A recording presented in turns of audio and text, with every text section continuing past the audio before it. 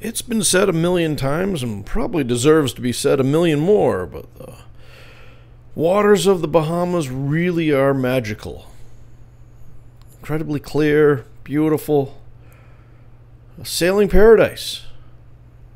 Hopefully you have a boat that doesn't draw too much water so you can sail without having to worry too much about the depth, and in our case only drawing 5 feet, it really wasn't an issue for us for the most part. But on this fine day, we were headed home after a couple weeks of sailing right around the holidays, and we had to get back to work, and it was beautiful. Unfortunately, we had to motor for this part, but we had some wind coming up, or kind of wind coming up later, and that was kind of cool.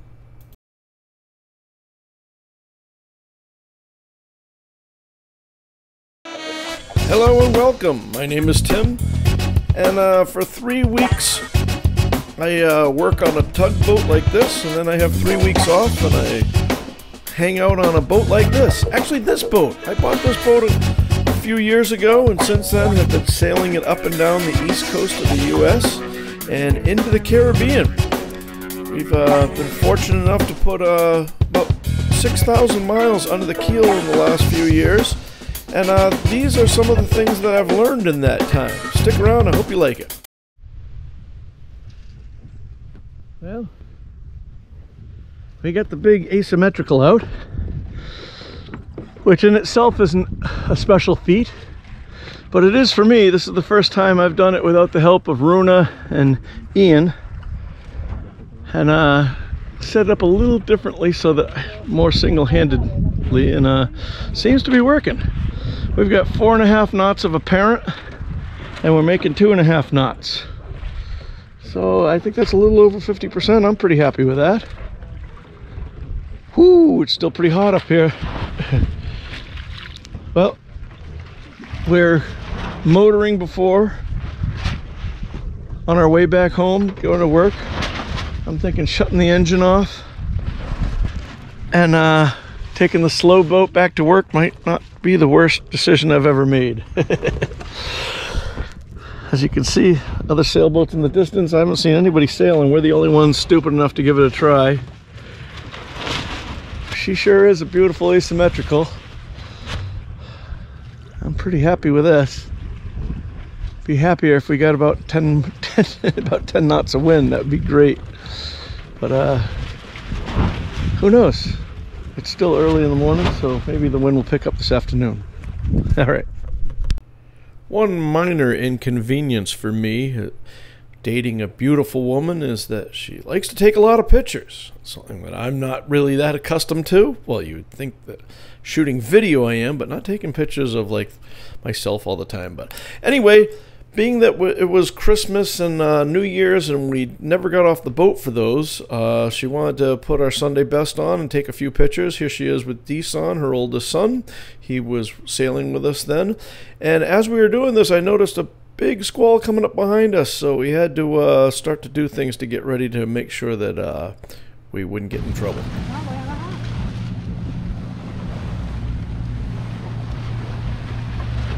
So I had said earlier that I put this up myself. What I really meant was I put it up without the assistance of accomplished sailors like Ian and Runa. And so this was kind of me pretending I knew what I was doing. Anyway, the actual launching of it, I have a sock. There's something they call a sock that you pull down and it snuffs. Some people call it a snuffer, but it collapses the whole chute so that you can do that. And so deploying it isn't as big a deal. You kind of tie off the top and hoist it up, tie off the front, tie off the sheet, and then you start raising the sock up and it deploys. Taking it in, here I made a couple mistakes. One mistake that I made was that we were only moving with the Spinnaker. And as this squall started approaching, this is something that happens quite often, is that the wind started getting all crazy going over here, you know, meaning, you know, going from all different directions and all that sort of stuff. What I probably should have done, and what I'll probably do next time in this situation, is start the main and put the autopilot on so that we continue to make way. Now, in my case, I had snuffed this thing, and I had Deson manning the sheet. And as I was doing this, we have to get this thing down below, and it's kind of funny, when I had gone to Puerto Rico with the boat, I had this in its bag. It has a great big Spinnaker bag, and it took up 3/4 of the queen bed in the forward stateroom. And so when we sailed to Puerto Rico, that I had to share the bed with that thing, and it just took up an amazing amount of space, and didn't really know what to do with it. And fortunately, Island Packet has an amazing owners association. People of the owners association, I put out to them, I said, where do you guys keep your Spinnaker, your asymmetrical, whatever? And a bunch of them told me that I could keep it in the middle locker underneath the port settee down below. And I looked at the space in there, although that's a big locker, this sail is huge. And so I didn't think it was possible. But I gave it a shot, and lo and behold, they are absolutely right. It does fit in there. I never thought in a million years that it would. But there's a hatch. Unfortunately, the way the camera is here, you won't be able to see us do this. There are some that might be watching this video and say, why don't you put it in the anchor locker? And there's a couple reasons why I can't do that. First of all, this is a 420, and it's number 65. I believe in newer models, and definitely with the 439, they have a hatch where you can access the anchor locker. I don't have that hatch, for number one, and number two, I got a whole bunch of other stuff in there too, other than just the chain, but I also keep some other stuff on the side that I don't use all the time. So what happens is, you're not going to see it, but there is a pretty big, I think it's like 24 by 24 inch, something like that, maybe 22 by 22 or something like that, but it's a big hatch right in back of the mast, and we have those screens that you can pop right out. And so I take the screen out, and while the thing is still made off to the halyard, I disconnect the clue and the tack, and I lower it down to Deson, and he's going to start stowing this in the locker, and then I start lowering the halyard, and he starts flaking it out.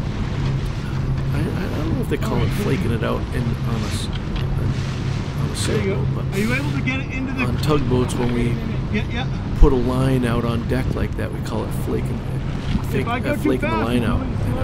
Anyway, so as I lower this down, he is compressing it and putting it into the locker, and it takes a little bit of coordination to do this, but yeah, I don't think that, I think it could be possible to do this single-handedly, but I don't know that I'd really want to, because the problem, setting it isn't as big a deal. I wouldn't be as afraid of setting it as I would be retrieving it. And the reason being is that when you're setting it, you don't have much wind, and that's why you need to set it. But when you retrieve it, it's because the wind is picked up. And because of that, I don't really know that I'd want to do all this alone. But anyway,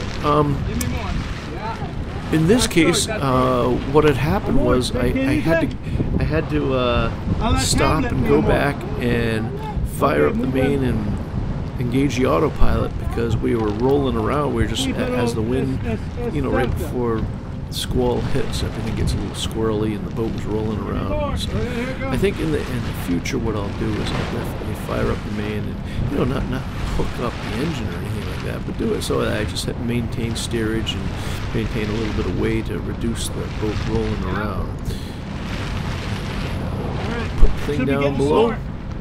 More? And no more. Okay. I have to keep compressing it, because if you don't do a good job at the beginning, you pay for it at the end. In other words, you start to run out of room. But, Deson's a really sharp guy, and although he doesn't have years of experience on the water, he picks up things very quickly. Okay, you ready? Here comes the end. Don't let it hit you in the head. There. You see this? I got the end in my hand. I think there you go. He got really good at it after that. Very good. Good job. We did it before the rain. Good job, Marinero. Here I am saying, good job, Marinero. But then we put everything away and sailed off, and the squall came by and went right by us. But better safe than sorry. I'm sure that if I had left it up, probably the thing was starting to collapse because the wind goes dead and it goes from all different directions and all that sort of stuff. Lessons learned.